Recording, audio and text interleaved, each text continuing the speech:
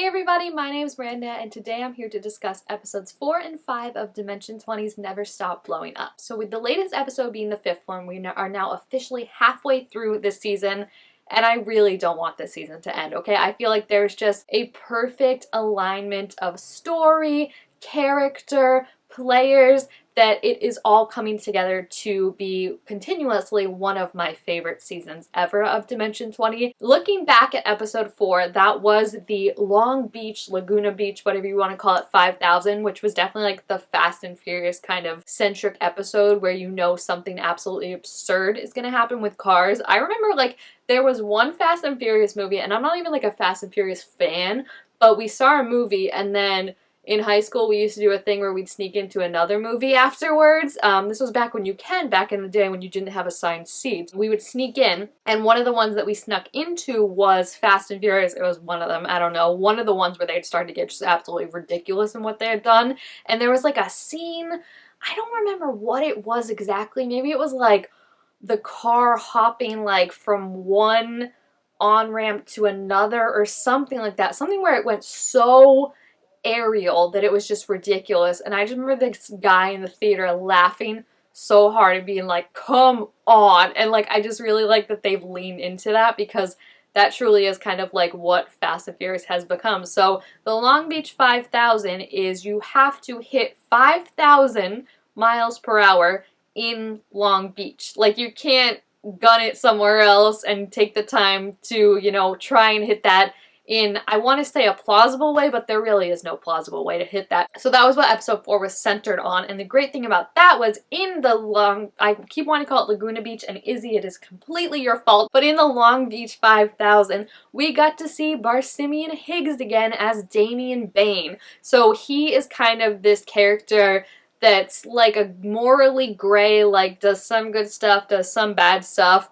Clearly the guy's just coming in to pop around and have fun. But what was interesting with meeting him is he didn't actually seem to think they would have been sucked into the movie, which I thought was different because I just kind of assumed he did it on purpose with like putting the tape in and them all being there. So to see him like surprised and shocked was kind of interesting, but then also to see him just like really going after like Paula. Paula made some big swings in episode 4, okay? I know she was struggling in episode 3. So episode 4, it didn't get much better for her, I'm gonna be honest, but like deciding to put yourself immediately in the big bad, or what you know to be the big bad's like tank and like enclosed space right off the jump was a move that I was certainly worried about. Everyone says it's fine though, because like there's no way Brennan is gonna kill the character that his 8-month pregnant wife created, which I totally agree with, so that makes me feel better. But I was just like, she has taken some big swings and I am scared for her. Jack Manhattan, I just love like really leaning into the like broken downness of it, because I feel like in like Die Hard and movies like that where someone's like at rock bottom, we kind of see them at rock bottom, so then it's like there's only up from here. But in this case, it's like coupled with Paula's issues that are going on in the outside world, it's just like continually seeing someone just hit more of a rock bottom, and there's something just so sad about that. Like the fact that she's so upset that she's getting divorced in both worlds and stuff like that, it adds like this new emotional dimension to it that Paul is bringing to it, which I really like. The Laguna, Long Beach, I keep saying it, 5000 though, ended in the only way you could possibly expect it to, of course, with Dang ejecting himself into space to subvert a nuke. I just love how like everything was going so wild with Usha asking if she could use her oily sweatshirt to like line the which, okay, first of all, this is why I love Reika, because the ideas her brain comes up with, AI could never, okay? Like that's what you want to say about like they can do whatever. It's like no robot could ever come up with that idea. No person practically could ever come up with that idea but Reika, when she was like, I am known to be oily, so can I use my oily shirt to throw it in front of the road? And as you know, famously, shirts, they really, when you hit them on the street, they really help you go fast. It's not like they slow you down at all. Like it was just so funny, and also how wrong it went when Brennan was like, yeah, you need a D, like a 100, and she was like, that can't be right. Like it was just so good. I love how he's like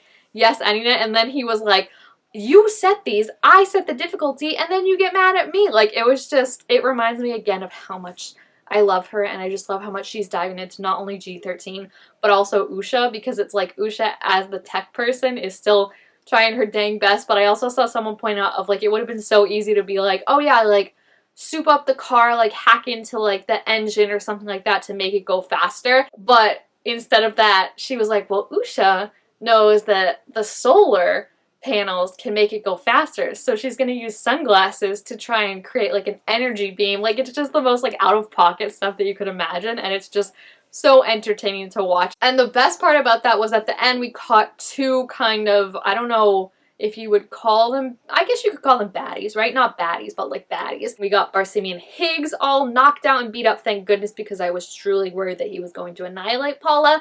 And then we also had the Sulker.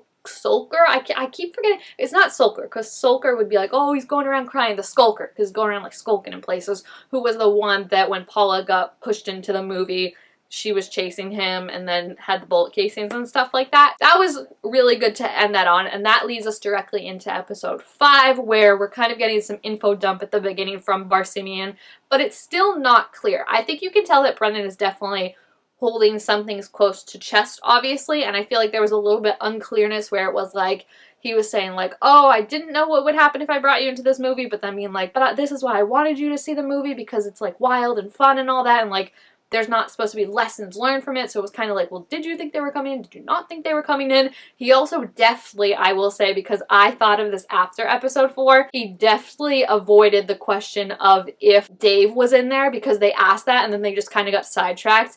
And I do mean, I guess, if he's answering as Barsimian, it seems like Barsimian himself doesn't know who's there and who's not, so he could have just been like, I don't know, but I definitely think he's saving that for like a big reveal later on up his sleeve, that Dave is somewhere, something. I know the only thing is you have to recognize the voice, so I think it would be kind of, I wouldn't be absurd, but like to think maybe Dave is disguising his voice and is like Empresario or something, but we do know that that's kind of what gives them away, is recognizing the voices, and Dave doesn't seem like the sharpest tool in the bunch to like just be forced in this movie and then be like, I'm gonna fake an accent so no one knows who I am, you know? So I feel like he's out there. I just don't know who he could be, because like originally I was like, oh, Caldwell, but then we've heard Caldwell talk, so now I'm just like, or Hadwell, I have a friend named Caldwell, that's why I always call it, but I feel like we've heard them talk, so it can't be them, it can't be Impresario, but it's got to be someone that's like, I don't know, unless it's, oh my gosh, what if it's like Jack Manhattan's wife or something like that? That would be a lot. But it does seem like there's avatars, like they said, that are linked to them specifically, Barsimian was saying, that kind of match what you need, I guess, in the real world, or like what suits you best. So like we saw that Paula's ex-husband is like in this world. If he wasn't, it would have been Jack's partner, which I thought was really interesting. Not Jack's wife, who he's getting divorced from, but his partner, who they also had a bad breakup and left each other. So it's just interesting to see like who Dave would fit, because clearly the personality we know of him, he's not a great guy, so I don't think it would be that big of a stretch to think he's like, I don't know, some kind of villain, but then also some kind of villain who's like, I like this world, I have power in this world, and doesn't want to leave. That was the other confusing thing, is like, they were kind of like, oh, you all have to leave together, and you all have to like leave, like live, but then like we know that he, I mean, maybe it was off the cuff and didn't fit with like the lore that he had made, but like he said he had taken a friend in that died in that world and then died when they came out, which was a horrifying description. Oh my gosh, when he was like, the videotape like spit him out, I was like, oh, that's fun, but that's just what I mean of like, okay, how did you get out if your friend died, but now you're saying that like they all have to stick together and leave together. Like that just kind of confused me, but maybe we'll see that fleshed out more in the other episodes. So the lore was definitely interesting. Now we know that they have to have the MacGuffins, which are like the things that they have with them, and I think only 2 of them currently do, right? It's only Usha has her floppy disk. That sounded weird. And Vic has his dynamite, so we need the cocaine mixed with blood, which they're currently fighting for. Jennifer Drips is going to go look for her key card, which I feel like is probably not actually at the chemical thing. I feel like someone took it, maybe Caldwell or something, Caldwell, whatever his freaking name is. And then also the bullet casings, which should be at the house, but I also don't know if they're there or not. The amount of gasping I did when it was revealed that Sean Nitro was bad, I have not felt that betrayed in a long time, okay? Like, we literally had that cute little segue about, like, La Familia and brothers aren't mean to each other. They were doing donuts in the McDonald's parking lot. I was invested. I loved him. I loved that, like, Wendell had a little sidekick, you know, and was, like, getting that, like, brotherly bonding that he doesn't have with his real brothers, only for this man to be bad the whole time. And it looks like, based on the preview for next week, that he's mad because Vic made a new La Familia, but he's like, it's not a new law, like, we're just, like, expanding, you know? So, that one got me. That one got me. Like, I feel like I've been on the lookout for, like, Dave to not be surprised if he's someone, but that one I was fully expecting it to be, like, I don't even know who I was expecting to be, like, Impresario, something like that. So then when they were like, it's Sean Nitro, I was like, you're kidding me. Like, I was literally flabbergasted. I'm so excited for the next episode. I was in it, okay? Like, normally, sometimes when we split the party up, I feel like one can be more interesting than the other. And I do have to say, when it built up to, like, Sean Nitro betraying them and, like, all this going down at the Manhattan's house with not only that, but how could I forget to mention Jack Manhattan find his son Johnny? I love that Izzy was just, like, off the cuff, like, is your last name Manhattan? He was like, yeah, Dad. Hi. Because that is a Die Hard. I forgot, like, because I don't watch those movies either, but I forgot that was a plot, I think. There was one a while back, maybe when I was in, like, middle school, where, like, his son was in it, right? So it was just very funny that, like, that was supposed to be maybe this, like, big reveal or something like that, and then Izzy just guessed it. That was so amazing, and, like, the look of Brennan being so proud of her was so cute. But when we built up to all that, their house, like, you know, Vic's going out to try and help what's her name? Lisa, Aaliyah, none of that feels right. Jack's wife, you know, when he was going to help them, and then, like, they find the Sean Nitro in the basement and stuff, like, and they find Sean Nitro in the basement holding Johnny at gunpoint. I was like, oh, when they were like, and we're gonna cut, I'm like, you're kidding me.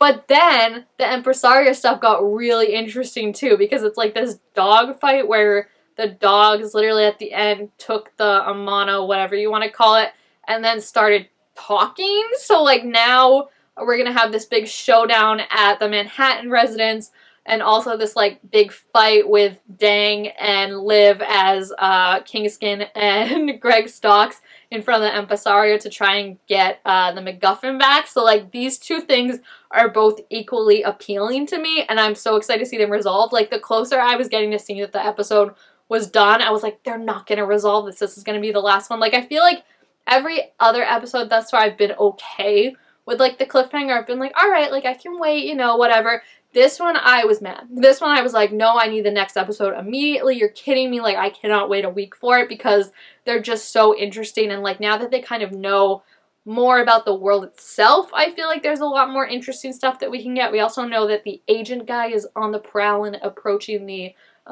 dog ring, and G13 is watching him. So I feel like there's a lot of moving parts right now, but I feel like it's good that we kind of have a set, like, we're getting the MacGuffins and stuff like that. I also love the side plot of Russell and, like, trying to help Paula, like, get her groove back, in a sense. I don't even know, and, like, Paula getting so into it of, like, not wanting Jennifer to come in the house because she's like, you know, I'm kind of invested in this now. Like, I don't feel comfortable bringing another woman into my wife's home. Like, it was just so cute, and I don't know if Paula and Russell are gonna get together, but I'm kind of shipping them. I feel like now it's kind of leaning towards maybe Paula will get back together with her ex-husband, even though I feel like the message has to be, like, self-love, not, like, get back together. Even though she does want to get back together when he does too, that's fine. But I really like Paula and Russell together. I just think they're so cute. And how Russell was like, you're still in love with your husband, right? And Paula was just like so crushed, and Dang was like, you can't ask that. That was just so, like, all their interactions are so funny. And then Russell too being like, how do we get out of here? I have a Hinge date to go to. Like, it was just so cute how, like, Barsimian is like, get in this world, get invested, and instead they're, like, trying to learn lessons or get out, and, like, he just can't imagine or believe that they would want to leave this place. So I really, really like it. I feel like we're more immersed. The players and the characters are starting to get more comfortable with the world and, you know, the rules of it and whatnot, and how they can kind of just go, like, bananas and see what happens. The snap poetry, top tier. I need that on a mug immediately, of just Izzy, like, sobbing trying to figure out a poet to, like, when Brennan as Johnny was like, make a good snap poet or your son's gonna die, I was like, this is just, it's just an amazing season. It's an amazing season. So yeah, if you have seen the last two episodes, please feel free to leave your thoughts about them down below in the comments. Also, make sure to give this video a thumbs up if you enjoyed it, and leave any theories or thoughts you have for what's going to happen for the rest of the season. Thank you guys all so much for watching, and I will see you next time. Bye!